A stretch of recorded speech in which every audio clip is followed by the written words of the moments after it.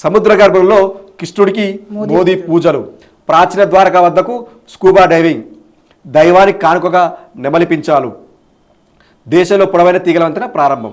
గుజరాత్లో పర్యటించారు. ఇక్కడ ఫోటో ఉంటే బాగుండేది. మోడీ గారు అరేబియా మహాసముద్రం లోపలికి వెళ్ళి అక్కడ ద్వారక దగ్గర వెళ్ళి అక్కడ పూజ చేసి వచ్చిండు. సంతోషం, దేవుని మొక్కింది కాబట్టి సంతోషం. కాకపోతే నాకు ఒక చిన్న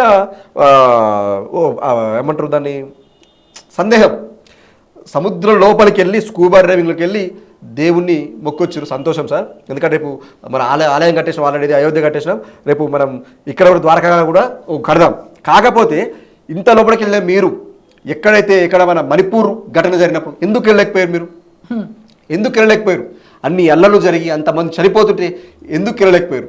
ఢిల్లీ దగ్గర రైతులు లొల్లి చేస్తుంటే ఇప్పటికి కూడా వాళ్ళ దగ్గరికి ఎందుకు వెళ్ళలేకపోయారు? మీరు వెళ్ళి మాట్లాడి చేసి వచ్చుంటే ఇంతకు మించిన పుణ్యం వచ్చేది, మీకు ఇంతకు మించిన పుణ్యం వచ్చేది, ఇంతకు మించిన పబ్లిసిటీ వచ్చేది.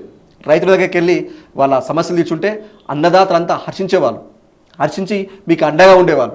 మణిపూర్ మంటలు అక్కడ జరిగిన అల్లర్లు ఆడికి వెళ్ళి మీరు మాట్లాడి ఏమైందమ్మా ఇది జరగకుండా చూసుంటే ఆ మణిపూర్ రాష్ట్రం ప్రతి ఒక్కరితో పాటు ఈ దేశ సమాజం అంతా మీకు అండగా ఉంటారు.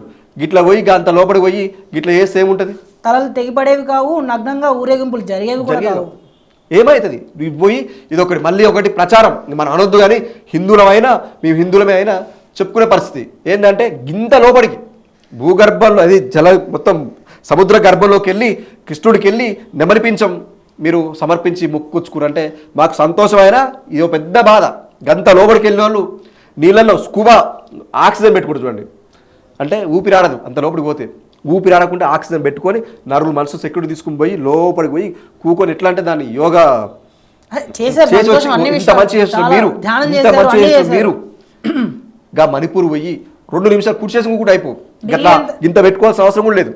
నిమ్మలంగా పోయి ప్రశాంతంగా మీ సెక్యూరిటీతో పోయి మాట్లాడుతూ అయిపోయేది. ఢిల్లీలో రాజధాని నగరానికి వాళ్ళు రైతులు వచ్చిన దానికి ఎంత దూరం ఉంటుంది? ఎందుకు ఆడిపోయి కూకుని మిమ్మల్ని ఎవ్వరు ఏమన్నారు? రాళ్ళేసి కొట్టేవాళ్ళు గారు, చంపేటోళ్ళు కాదు. సార్ మా దగ్గరికి వచ్చి పెద్ద సార్ మా బాధ వినని చెప్పేసి మీ దగ్గరికి వచ్చి ఇద్దరిని పిలిపించుకొని మాట్లాడినా ఇంకా సంతోషించేది. ఇది చేస్తే మీరు అనుకోవచ్చు, ఇది చేస్తే మనకు రేపు ఎలక్షన్స్ వస్తున్నాయి కాబట్టి హిందువులంతా మాకు అండగా ఉంటారు అనుకుంటారు.